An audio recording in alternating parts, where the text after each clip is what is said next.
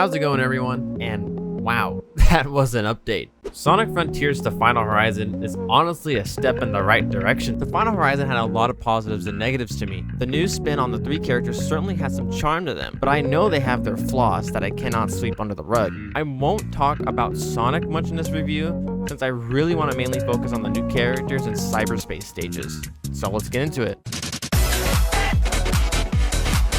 In this update, Knuckles kinda got done dirty with his janky flying and slow attack. I just really couldn't have fun playing as him, so I rushed through his story segment. I didn't even really feel like doing combat with him, since I felt like he was too slow to even stand a chance against any of the cracked up Guardians, even though I wished he was more of the fighter of the three in this update. I do know that he does have delays on his gliding and his stomps, which I wish they don't have, but I kinda got used to it the more I played as him. And I know it kinda feels weird gliding as him too, because he sometimes kinda just feels like a car, but I think the one thing he has going for him is his infinite gliding, which is just so much fun to use. But while Knuckles lacks, Amy and Tails come in fast and pick up the slack for being the highlights of my playthrough while exploring the island.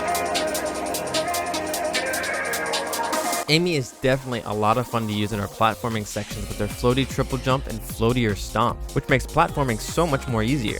Amy's hover is such a cool thing to have, but sometimes it can be a little bit slow. But I realized quickly into my playthrough that if you boost before the hover, you can keep the momentum from that boost to go slightly faster than normal, which makes it a bit more interesting than the others. The combat with Amy could have been a bit more interesting if they added more to do with the hammer, since the cards stop Amy in her tracks. I could feel the card spin attack is kinda janky, and the quick Silu variant is pretty slow to come out. And also, why does she have a delay on her power boost? Why? Who thought of this? Sorry. Tails, on the other hand, Tails is just another story. I mostly played as Tails because he was just so much fun to explore since he could just fly. And he could choose any challenges just by flying around. Especially with the Cyclone boost that basically is just Tails on crack and finally making an appearance in Sonic Adventure 2. However, combat-wise, Tails isn't the best since he wrenches up a storm.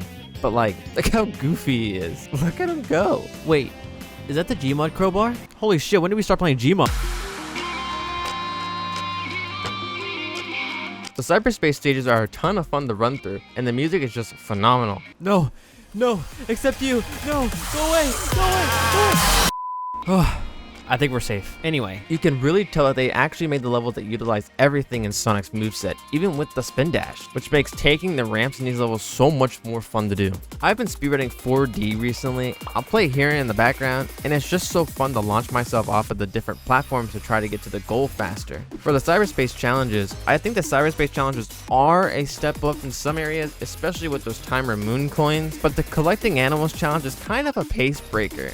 And I wish they kind of acted like in 3D Blast, where you take them to the goal to deposit them so you can still blast through the level at Sonic speed. Also, please let it save across different runs. One thing I really loved about the three different characters is that they each have a cool variant of the Parry, which can give poison, damage increase, and damage reduction, which I do wish they keep those in when making the next game. The platforming sections I didn't really have an issue with, so I can't really say a lot about them, but I had a ton of fun doing them, and I'm happy that they're finally learning on how to make fully 3D level design and not just forcing 2D down our throats sometimes. The trials, which I can get, are pretty hard sometimes, but I did every one of them first try except for the 5th one until I got used to the parry timing. Which, about the 5th trial, I really liked it because it really practices you for the final boss with the perfect parry. I even think it helped me love the Titans even more. Wyvern was my favorite already, but the perfect parry on hard mode made me love Wyvern even more. It was just more fun to flawless. Also, Knight is just a baby. Just watch this.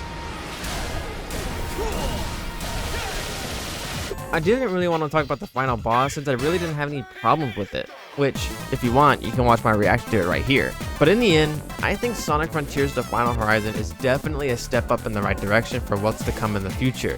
And I feel Sonic Team finally has a grasp on what they want to make, and they truly see the mishaps and bugs they need to squash for the next project. But hey, you made it to the end. Thank you so much. This type of content is very new to me, so it might be a little bad in some areas, but hey, I'm learning. If you could, give the video a like so more people can see. That'll mean a lot. But other than that, I'll see you all in the next one. See ya!